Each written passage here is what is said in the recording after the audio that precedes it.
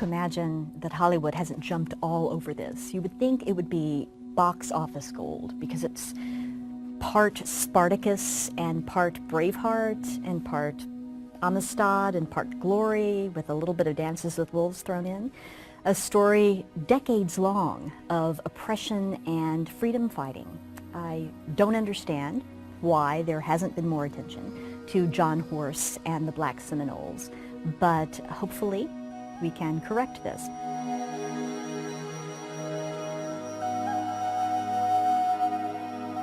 John Horse and the Black Seminoles deserve to be remembered for a number of reasons. They created the largest haven in the U.S. South for runaway slaves. They led the largest slave revolt in U.S. history. They secured the only emancipation of rebellious slaves prior to the U.S. Civil War, and they formed the largest mass exodus of slaves across the United States, moving from the Florida Everglades through Indian Territory, what would become Oklahoma, eventually locating in Mexico, where they secured title to their own land. It's a remarkable story. It's overlooked not just by filmmakers, it's not well known in popular culture, and in fact it's been overlooked by historians of slavery, if you can believe it. In the early 18th century, two groups in particular fled the colonial South into Spanish Florida, into the Everglades. One of these groups were Seminoles, who were migrating from the various colonies, just trying to avoid white encroachment, basically, trying to move someplace that white colonists weren't. And the other group was runaway slaves, people who were fleeing and trying to create a free life for themselves. Both were welcome in Florida, and in fact, the Spanish crown offered runaway slaves their freedom if they would defend the land for the crown, for the Spanish. So a mixed society emerged in the Everglades of intermarriage, family intermingling between these runaway slaves and the Seminoles. And in fact, the first legally sanctioned black free town in the North American continent was in the Spanish Florida Everglades. After the American Revolution, people living in the southern states didn't really like living that close to a large armed population of former slaves, particularly when they were in league with the local Native American nation, the large armed group of free Seminoles. And they knew that their own slaves felt free to run away and be harbored by this group. They knew that they were welcomed. And so from George Washington's administration on, there was questions of what do we do about the problem of the Florida Everglades. In 1818, this was James Monroe's administration, General Andrew Jackson actually moved into Florida, invaded it, not authorized to do so. He was actually pursuing justice against those who'd attacked Fort Scott in Georgia, but he did it anyway. He went into Florida and claimed it for the United States. When he seized the peninsula, he took the opportunity to execute some of the people who opposed him and also to clean out some of the areas of former slaves and Seminoles because he felt that this would make it better for annexation. The United States then soon actually bought Florida from the Spanish. When Jackson became president, he decided to make sure that the black Seminole communities were moved out by force. So he pursued this in his policy, his larger policy of Indian removal. This led to the Second Seminole War, which was 1835 to 1842, and became the largest and costliest of the so-called Indian Wars. Because the two communities were tied together, that is, the former slaves and the Seminoles, when the Seminoles were attacked in the Seminole War, this led to an uprising of the former slaves. In April of 1836, black Seminoles and their Indian allies moved together to create what was the largest slave rebellion in U.S. history. This wasn't just a matter of runaway slaves. More than 385 plantation slaves ran away from their masters and joined the Black Seminoles, essentially in laying waste to the Florida sugar mills, which were some of the most valuable areas, plantations in the whole continent. One Seminole leader at the time was the leader Osceola, who is justly remembered by history. Another leader who rose up at this time was John Horse, who was ethnically a Black Seminole, and who would ultimately lead his people on a long and trying exodus for their freedom. In 1838, John Horse and the Black Seminoles agreed to stop fighting the U.S. government in exchange for moving to what was then considered to be Indian Territory, which is now today the state of Oklahoma, and for legal recognition of their freedom. So despite the fact many of them were runaway slaves, they would have the opportunity to start over again as free individuals. Once they moved from the Everglades to Indian Territory, however, they found that their freedom was under attack, both by whites and by other Native Americans. In 1848, a decade after they had made the agreement with the U.S. government, the U.S. Attorney General announced that the government never had the authority, the power to recognize their freedom. And in fact, they were still, those who had been slaves, still enslaved. This was like opening season on them, basically declaring that they were there for the picking. And so they did the only thing they could do. They fled once again. Without security in Indian Territory, Horse and his Seminole ally Coacuchi promptly went to Mexico, where slavery was already illegal and had been for a couple of decades. There, Horse became famous as a general in the Mexican army, and his people found a way to make a life. Once they relocated to Mexico, things changed. When slave catchers from the Republic of Texas went over the border to try to find the runaway slaves, now free men, they met resistance not only from the Black Seminoles, but also from the Mexicans and the Mexican army itself. Eventually, the Black Seminoles, led by Horse, gained legally recognized Mexican land, nacimiento. Why isn't this recognized today? Well, for one thing, historians tend to be historians of Native American history or historians of slavery, but there's not many that move among these subjects, and it's a bit confusing because you have both the issue of runaway slaves and the issue of Native Americans kind of blended together, so it seems to fall through the cracks. Tradition is that Nat Turner's rebellion is the big turning point in the history of slavery and slave revolt, but that happened before the rebellion of the Black Seminoles, so it doesn't really fit the traditional trajectory. And perhaps most importantly, it really represents a blemish on U.S. history, not only because of the poor treatment of Native America as represented by the Seminole War, not only the poor treatment of African Americans through the device of slavery, but also because this group really did manage to negotiate a separate peace with the U.S. government, and 10 years later the government turned their backs on them. So it's, in multiple ways, a difficult story for people of the United States to tell. But it's worth remembering that a community of freedom fighters trekked from Florida to Oklahoma to Mexico and found ultimately peace and freedom and prosperity in lives that they could direct as their own.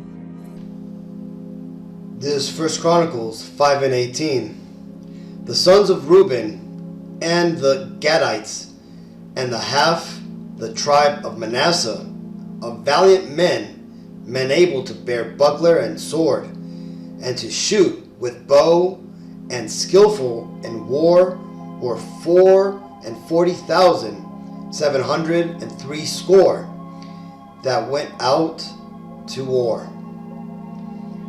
Kahala Yahweh Bashem Yashai Bashem Rapakwadash, which are the true Hebrew names of the Most High Father, Yahweh, which is Hebrew for He is, and His only begotten Son, Yahweh Shai, which is in Hebrew, He is salvation, He delivers. Double honors my teachers, the apostles and elders of Great Millstone. Peace and mercy to the elect, who are the house of David reborn again in this generation. And shalom to the 130 Yasharallah, who today are known as the Negroes, Latinos, and Native Americans, who for losing our true heritage, we were known as, and still are, the true Hebrew Israelites of the Holy Bible. In today's lesson, we're going to talk about the tribe of Reuben, who today are known as the Seminole Indians. Pretty much the Indians that came out of the Florida area and also had joined up with many freed slaves. Now, in that video that we had just watched, it gives a good primer of the highlights of the Seminole Indians. Okay, and notice in that documentary how I talked about how the Seminoles were very valiant warriors, just like it tells us that the tribe of Reuben are. Okay, and besides that, when you look into the history of the Seminole Indians, they were very fierce warriors, right? So much so that, like it told you in this documentary, that one of the generals had even made a name for himself in the Mexican military. Well, again, that was very familiar amongst this people. You could here's another example from another Seminole brother. It says Seminole Indian chiefs described as Negroes. It says commissioner in 1820, but no American official explained how it happened if the Negroes were but chattels of the Indians, that so many Seminole chiefs were black. So you see, one thing about the Seminole tribes is that they had a lot of so-called slaves of the so-called Negroes. But you see, this wasn't really slavery like Esau slavery, right? Columbus himself has even said that the slavery that he witnessed amongst the Seminoles was similar to that of the Hebrews, where basically you would bring on somebody into your household, and you would, they would serve you for 7 years, and then you would be let free, right? The chiefs of the Seminole Indians, they had, which we're going to read right now, they had a lot of so-called slaves, but these slaves were allowed to have guns and have their own area, their own land, their own families. And that's what it was. It wasn't slavery like Esau slavery, but it was more kind of like a helping of the strangers, right? That's commanded to us. If we were to see one of our fellow brethren who was a stranger, we were to bring him in, and basically give him work, right? But not like hard laborious work like the slavery that Esau put upon the Negroes, Latinos, and Native Americans. Okay, so it's not the same thing. Let's continue. It says, the principal Seminole chief ruling over the entire nation in 1820 was Nemethala, who bore no evidence of Indian admixture. Another great chieftain was Mikanapa, king over kings, described as part Negro and very dark, who ruled the nation in 1832 and owned immense herds of cattle and ponies. Billy Bullings Bullock, his nephew, who led the last hostilities against the United States in 1855 to 1858, was also part Negro. Louis Pacheco, a pure-blood Negro, who planned Dade's massacre and afterwards became a Seminole sub-chief, could read, write, and speak English, French, Spanish, and Creek, also having been the slave of a cultured Spanish planter near Tampa Bay. The most important, if not the best known, of the Seminole chiefs was the pure-blood Negro named Abraham, who, because of his intelligence and knowledge of the English, negotiated nearly all of the treaties with the United States commissioners. Of him, General Jessup said, a good soldier and an intrepid leader, he is a chief and the most cunning and intelligent Negro we have. Writing from Fort Brooke. So you see, the overall spirit of the Seminole Indians matches that of the prophecy or the blessing that would fall upon Reuben by our forefather Jacob. You see, in the Bible, it tells us that at the end of Jacob's life, he gathered his 12 sons together. Okay, his 12 sons being all these people here, okay, who make up the people as they're known today. Reuben, being the firstborn of our forefather Jacob, he came from Leah, okay, and he ultimately had some issues of controversy where he went up to our forefather's bed, and he slept with Jacob's concubine, okay, and when he did that, he basically disqualified himself from leadership, right? Which is part of the blessing and the prophecy of that Jacob gave onto his son Reuben, right? Because again, remember, in the Bible, in Genesis, it tells us that Jacob, but again, when he was at the end of his life, he gathered his 12 sons to tell them what was going to happen to their future generations at the end of this whole thing we refer to as life, right? At the end of days. And this right here is Reuben's blessing. It says, Genesis 49:3, Reuben, thou art my firstborn, my might, and the beginning of my strength, the excellency of dignity, and the excellency of power, right?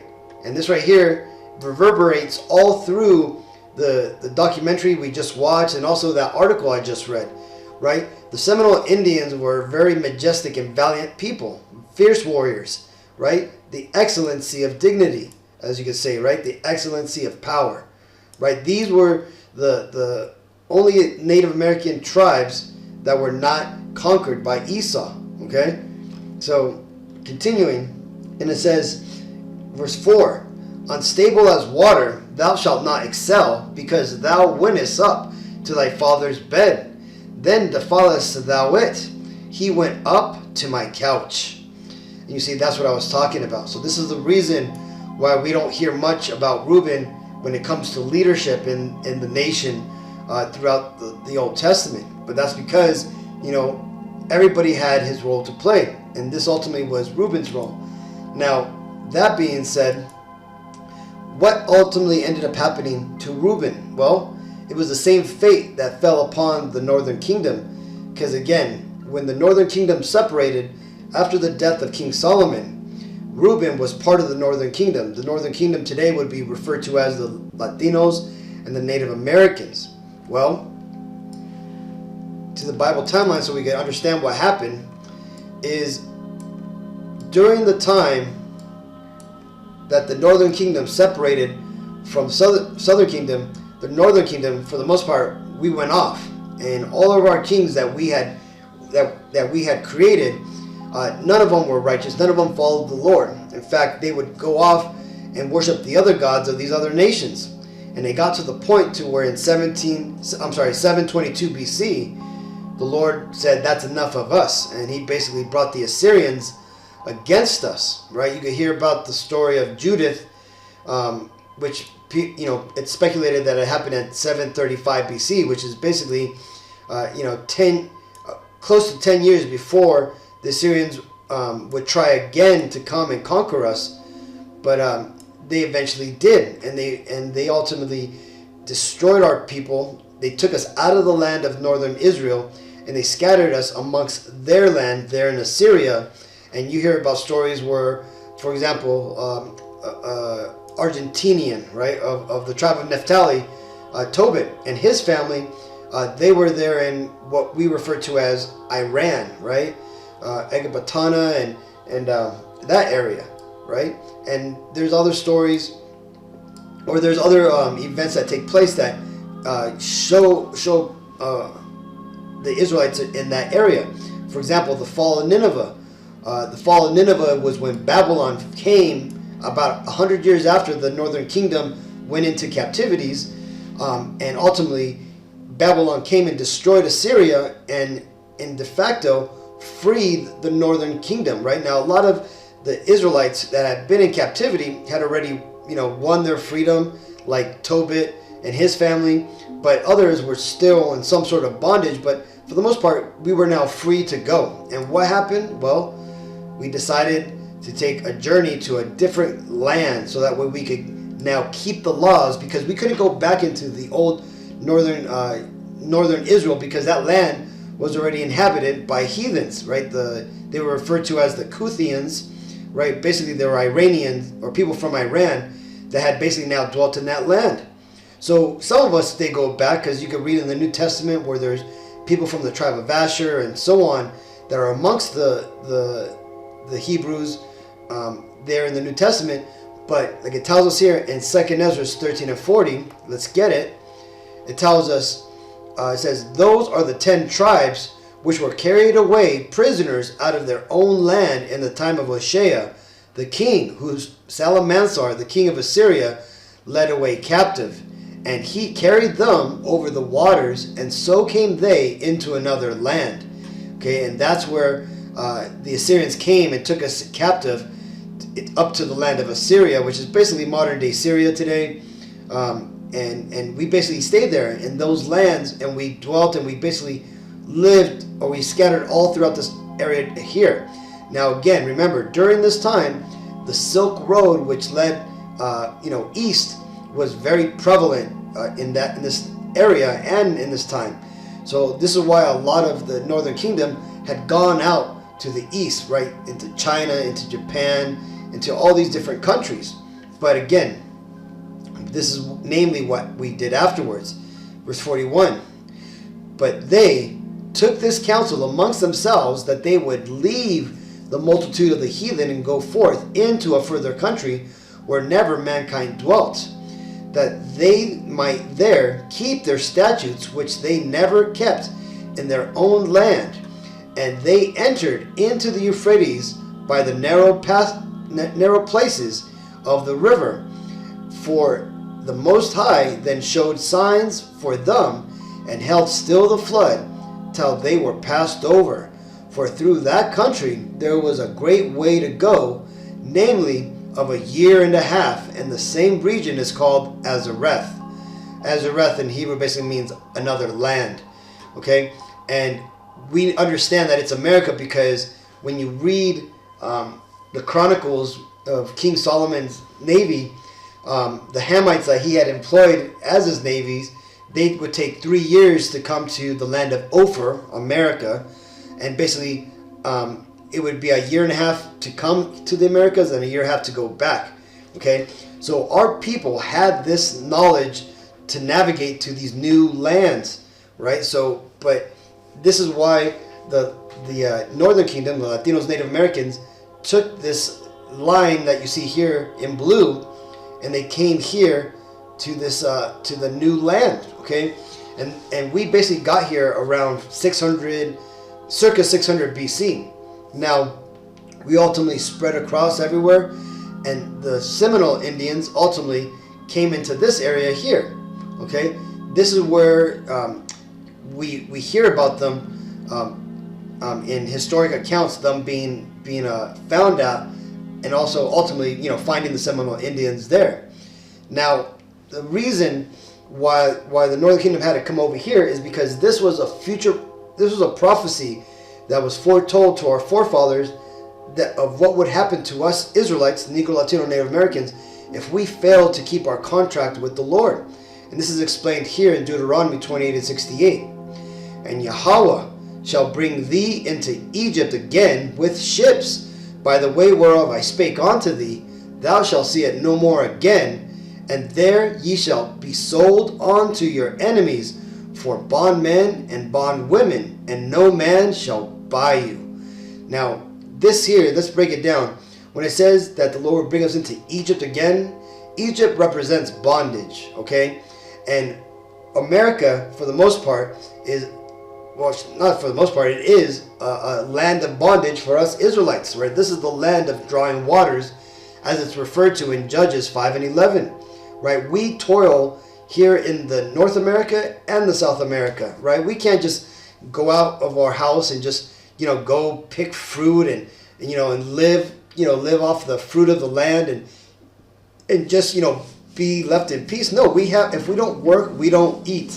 And if we don't comply with the laws, regardless if we like them or not, we'll get put into prison. And you see, this is because the land that we're currently in and the system that we're currently under, it's not our system, right? We're simply living in a state of captivity. Some have it harder than others, and that's just the way it is. Because why? Because it tells you here that we would serve our enemy, okay? And the thing is that we would be sold, and no man. But it tells you here, it says, "No man shall buy you." This ultimately buy means redeem you, meaning that nobody's going to come and free the Latinos, Native Americans, or the Negroes, right? We're going to basically stay in the state of captivity where we don't own our land. We don't basically, create our own laws, that we're basically living under the rulership of the people above us. And those people above us, we know through scriptures and prophecy that those are the biblical Edomites, okay? The ones who the world was given over to until the time of the second coming of the Messiah. Now, that being said, this also fulfills another prophecy, right, about the children of Israel and how they would be in the future, right? What would their conditions be? This is Jeremiah 50:33. "Thus saith Yahweh Bashem El Shai of hosts, the children of Israel and the children of Judah were oppressed together, and all that took them captives held them fast. They refused to let them go." Right? And this is basically what I was talking about. Right? The children of Israel, which is the northern kingdom, the Latinos and Native Americans, and the children of Judah would be the southern kingdom, the so-called Negroes, right? Which include the Haitians and the West Indians, okay? This, and also the American Negroes. We are the Israelites, and like it tells you here, we were oppressed together. Now, the Seminole tribe, or the Seminole Indians, was a perfect example of this prophecy playing out, right? You had the Reubenites, right, the Seminole Indians, taking in their brothers of the southern kingdom that had fled from captivity, right? Which is our laws in the Bible, like I told you, that would say, what to do if a stranger would come and sojourn amongst us. The stranger being Israelites who had basically, left and come back, right? Now, that being said, these two nations were gathered together under the tents of Reuben, and they were oppressed together, right? You heard how these devil Edomites, right, Andrew Jackson and all these devils reneged on their contracts, basically brought death down there to the tribe of Reuben and the Judites that were amongst them. See, this is all biblical prophecy, and this is proof that these people are the Israelites. Now, that being said, let's go ahead and read an historic account of the tribe of Reuben. Now, I normally will read this. If you watch my lessons, you'll notice I bring out this image that I created. But I want to actually read the actual page itself, right? This is from a book called Lost Tribes of the Promised Lands by Ronald Sanders that was released in 1978. Now, it tells you a little bit. Let's read a little bit about Ronald Sanders. It says, celebrated historian and cultural critic Ronald Sanders offers a compelling and ideology-shattering history of racial prejudice and myths as shaped by political, religious, and economic forces from the 14th century to the present day. Basically, Ronald Sanders was going out and getting the receipts and finding out who the Latinos and the Native Americans and the Negroes really were, right? And he published it in this book. So what we're going to do is we're going to go to this book here, and what I'll do, I'll see if I can upload the link to this PDF file for this book for you, Akim, that want it. But we're going to read here on page 364, because that's where that snippet comes from. But I'm going to read a little bit more. So not only do we read about the interaction where these so-called Native Indians, describe themselves as being of the tribe of Reuben, but also a future prophecy, or should I say an account or a testimony from another Indian tribe saying that these Indians are the children of God, right? And that they're going to rule the world, once all this ends. But let's go and start. Right? We're going to begin here in the very beginning. Now, just to preface this a little bit, this is referring to this Spanish guy called Montesinos. Montesinos was like an explorer, and he, at this point, he had came back to Spain, but Spain had been thrown into the Spanish Inquisition, where basically they were kicking out all the Jewish people and they were forcing everybody to convert to Catholicism, just because the Jews that had came in, the Amalekites, the Khazars that converted to Judaism in 700 AD, who had came to Spain, they basically had destroyed the country, right? Just kind of like what they're doing here to America. It had came to the point where the Spanish crown basically decided to just get rid of Judaism altogether and force everybody who was a so-called Jewish person to flee Spain or convert to Catholicism. Now Montesinos, because he kept pushing this whole, these are the children of Israel and Jews are the people of God, he was seen as being friendly to the Jewish plight. Okay, and his ass got thrown in jail. Well, this is what he said when he was in jail, right? He says this prayer: "Blessed be the name of the Lord, who has not made me an idolater, a barbarian, a Negro, or an Indian." When suddenly he stopped. Those Indians, he told himself, they are Hebrews. Pondering this thought incredulously, and yet with growling conviction, he resolved that if he ever was released, he would seek out the Indian Francisco and try to learn the truth. Now, ultimately, he frees himself, right? He frees himself from prison, and then he does go and find that Indian Francisco, who basically he was an Indian who had been turned to like Catholic ways by the Franciscan monks and everything, right? So he was like a friendly Indian. He just happened to be named Francisco. Well, he ultimately took him to the area where these native Indians, were known to be at. And this is where let's begin here. Let's read this.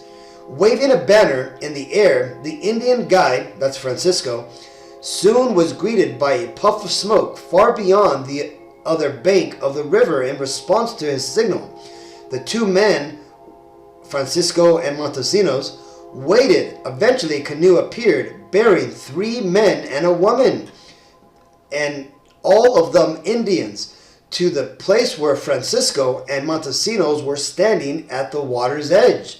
The woman got off and spoke to Francisco in an Indian tongue that Montesinos could not understand, although he could perceive that he was being identified in the conversation. She then turned to her male companions and explained the situation. Upon hearing her words, they rose, went over to Montesinos, and to his utter astonishment said, "Shemai Yasharal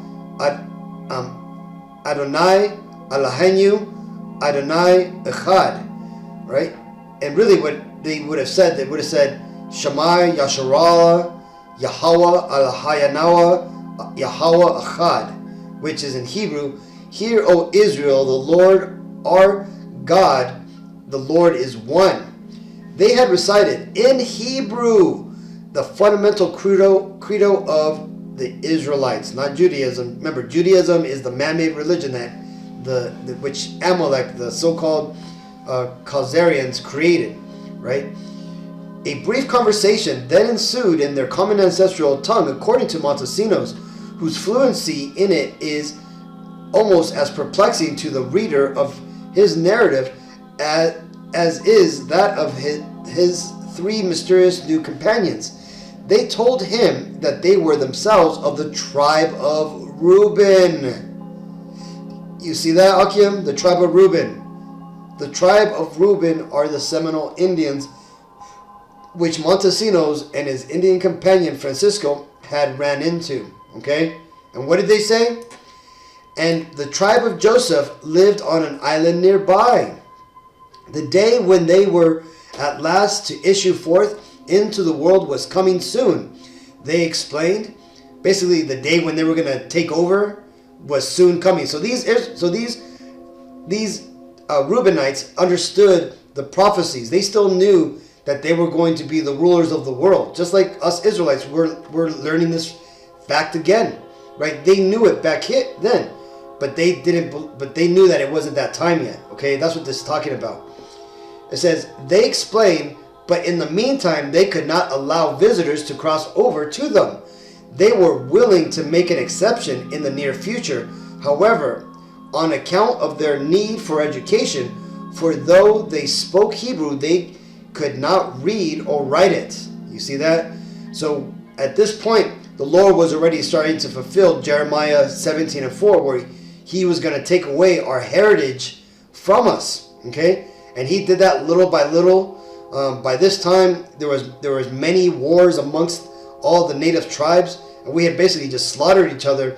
And in those major wars, a lot of knowledge and history was lost, right? And to only some of our people would hold on to it, and eventually it would be completely lost, or lost to a point where it would no longer be a common knowledge amongst our people, but it was still held in testimonies like this, right? Continuing. Would Montesino send them 12 bearded men to be their teachers? He said he would. The 4 strangers returned to their canoe, paddled back across the river, and disappeared from view. Francisco told Montesinos all he knew about these people from his own traditions. His ancestors, which again, they also were other Israelites, he more likely was a Gadite, okay? He says, his ancestors, to their eternal shame, had indeed made war on them and persecuted them. Only the sorcerers of his tribe, right, basically the witch doctors, the people who were familiar with spirits of his tribe, had perceived that they were a special people and had given warning that they should be left alone. The God of these children of Israel is the true God, they had said, and everything inscribed on their tablets is true. At the end of days, they will be the lords of all the nations of the earth. One nation will come bringing many things to this land, and after, and what was that nation? That's talking about, I'm guessing that's talking about Esau, right? Because Esau brought a lot of things to this land, including the southern kingdom and all the plunders from wars and slavery. It says, bringing many things to this land, and after we have all been provided for, these children of Israel will go forth from where they now are and reign over the whole earth as they once did. With this final flourish, Montesino had turned his tale of the lost tribes into a bit of propaganda for the Dutch conquest of Brazil at the same time. So there you go, Akim. You see, so that right there shows you the historic accounts of the Seminole Indians and how they knew at this time when they were being visited by the Spanish explorers that they were of the tribe of Reuben, which are the tribe of Israel, and that also the other tribes, in this case more than likely the tribe of Gad, understood. Well, at least their witch doctors, right, their sorcerers, as they call them, knew that they were, what the future prophecy was. But you could see at that time, we had lost our way. We had already started to fight amongst ourselves, and basically we had forgotten who we were. This is Ezekiel 37 and 19. Say unto them, thus saith Yahweh B'Shem Ashai power, behold, I will take the stick of Joseph, which is in the hand of Ephraim, and the tribes of Israel, his fellows, and put them with him, even with the stick of Judah, and make them one stick, and they shall be one in my hand. And this right here is talking about when the Lord would bring us, Latinos, Native Americans, and Negroes together, back as one nation like we were before, the nation of Israel. And that's what's happening now. That's why lessons like this are being made, so we could remember ourselves and come back to our lost heritage, right? And the Lord, like it told us here, that, what did it say? That these people would come together and they would rule over the earth and everything. And it says that the children of Israel will go forth from where they are now and reign over the whole earth. That's going to happen because of this. The Lord is bringing us together so that way we can now receive the promise of our forefathers and be the new rulers of the world. Now that the Lord has cultivated us, He has brought us to an understanding, and He has refined us. This is Hosea 1:10. Yet the number of the children of Israel shall be as the sand of the sea, which cannot be measured nor numbered. And it shall come to pass that in the place where it was said unto them, Ye are not my people, there it shall be said unto them, Ye are the sons of the living God. And that's what's happening right now, literally in this video and many other videos, that starting with the apostles and the elders and all the other brothers and all you Akim out there who go on comment boards and let our people know that we are the Israelites. This is that prophecy, right? We are learning who we are, and we're starting to stand upon our feet. But it's only those who get the true knowledge of the scriptures, who have followed the apostles, follow the scriptures, that are getting the breath of life put into them, and hence we're the ones who are actually really waking up. Where you have other Israelites, unfortunately, who know that they're Israelites, but they don't care enough about this truth to take it in and perfect it and then understand it. They just put on their fringes and go around talking, looking to see how they could get multiple wives, and they call it a day, right? They don't take this truth seriously. But again, remember, I was reading the book of Numbers the other day. Remember, those that are saved out of the destruction here in America and around the world, we still got to be taken to the wilderness. And in the wilderness, the Lord's going to purge out the rebels. Okay, so, consider that, Akim. So, either way, let's read this. Daniel 12:10. Many shall be purified and made white and tried, but the wicked shall do wickedly, and none of the wicked shall understand, but the wise shall understand. Hopefully this video was edifying, Akim. Hopefully I was able to break down about the Seminole Indians and how they are the tribe of Reuben, one of the 12 tribes of Israel, and that they are the biblical Israelites. So until next time, let's give all honor and glory and praises to Yahweh B'Hashem Yahshai B'Hashem Ruach HaKodesh. Shalom.